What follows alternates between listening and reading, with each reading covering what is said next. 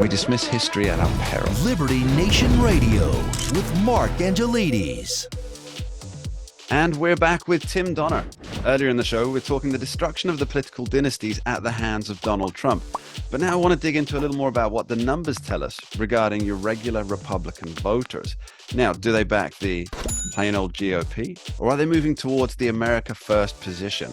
And can these sides ever be reunited through an election? Tim, where do you think the majority of GOP voters stand? Are they running full tilt towards this new version of the party that Joe Biden kind of warned about? And he said, this isn't the party of your grandfather. This isn't the Republican Party of your grandfather. Or as Liz Cheney hopes, are they wanting to stay with the tried and tested established GOP? Well, they're not the party of their grandfather or their father. I mean, the party of the grandfather was a moderate Republican party that was willing to get slim, very slim pickings in Congress, and they would win the presidency from time to time.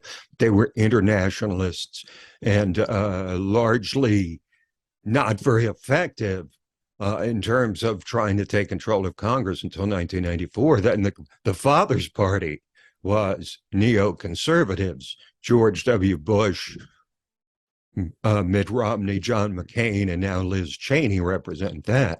So it's not the grandfather or the father's party. But here's the thing that's notable about this year, and we're going to talk a little bit about the endorsements that Trump has made and how many of them have succeeded. But I think you should look at the ones that were not endorsed by Trump, because even when they were not endorsed by Trump, they were running on Trumpism. Nobody was running against the Trump political agenda, which means his agenda has overwhelmed the party. The personality, the person of Trump is an entirely different story, because for obvious reasons. But Trumpism, America First, it is MAGA. It is the Republican Party. I think it's safe to say that. Yeah, you mentioned the endorsees there. Now, we've seen so many of them win victories in high-profile races. Now, it is fair to point out that some of these, they were almost certain wins, regardless of the golden ticket endorsement. And there were some that were, I don't know, I think even as a betting man, I would have given a bit of a pause before taking that bet. But it seems to me that the reason Trump appears to be batting around 92% wins in these races is that voters trust him, and therefore, through extension, the candidates, not to be business as usual Republicans. So this does mean then that America First voters are the mainstream of the GOP, right? Well, Mark, I think the best litmus test of where Trump stands within the party and the country, probably right now at this moment, a short period after the raid at Mar-a-Lago, came in the Wyoming congressional race with Liz Cheney. The reason I say that is because everybody knew she was going to lose. The best guess was it would be 20, 25, 30 points at most. The 37% defeat has to represent something of a spike for Trump after the raid that even political opponents like Maryland Governor Larry Hogan, who's a mainstream figure, were highly critical of the Biden administration. And I say that, the Biden administration, because the sense that this president knew nothing about this raid. I believe he knew nothing about the specific time and place. Some people would say that he knew nothing about being president of the United States.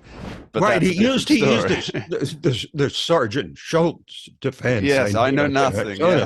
I know nothing. But it's obvious and clear, and hasn't been denied, that he basically had instructed the Justice Department to go after Trump full bore, that he was after. He would not oppose, however you want to put it, because there's supposed to be arm's distance between the Justice Department and the president. But it's clear that he wanted Trump prosecuted, as we say, to the full extent of the law. let's go back to the idea of America First being the Yes. standard GOP or the mainstream GOP. Now, we do see so many people in the mainstream media, the legacy media, and in DC, and they're pushing back on the idea that the GOP should be an America First party. Now, whether that's because of their dislike for Trump, dislike of the idea because they're internationalists or globalists, but surely that should be for the voters to decide.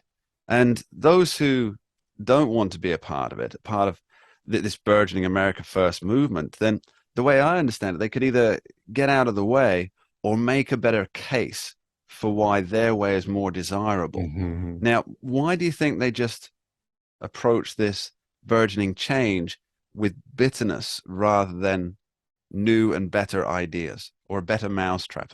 Oh, those pesky voters. Yeah, they always get in the way. What are we going to do about Democratic them votes, when they tell us what they actually want, when we know better than them what's good for them? Mm. That's the paternalism of Washington that people cannot stand. And it's really not that complicated, I think. It simply represents that these people are losing their power. They're losing their grip. For years, these people either had power and abused it to the extent of, I mean, the Iraq incursion turned out to be the biggest disaster for the Republican Party in a long time. And okay, so let's say they were honestly held convictions to advance this idea that we'll make the world safe for democracy by forcing it on people. Mm. Let's say that was true.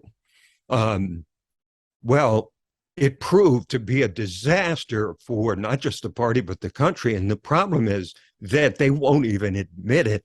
They won't admit the disaster of neoconservatism, which also involved massive amounts of spending, huge federal deficit. They won't admit the failure of it. And they still try to defend it to this day in a country where Republicans made clear in 2016 when Trump went after Bush, even in his own party for the Iraq War, that they are behind getting us out of foreign conflicts, not into them.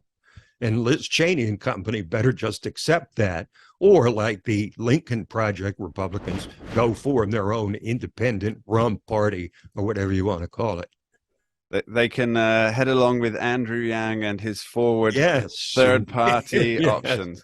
No, they won't do that because Andrew Yang already has established himself as the head of the party. So there's not enough power for them. Yeah, there's not enough power to get a job at Starbucks, I think, for that particular brand. Tim Donner, thank you ever so much for your time. Always a pleasure, Mark. You're listening to Liberty Nation Radio, heard across the Radio America network from our flagship station in the nation's capital, WWRC in Washington, D.C.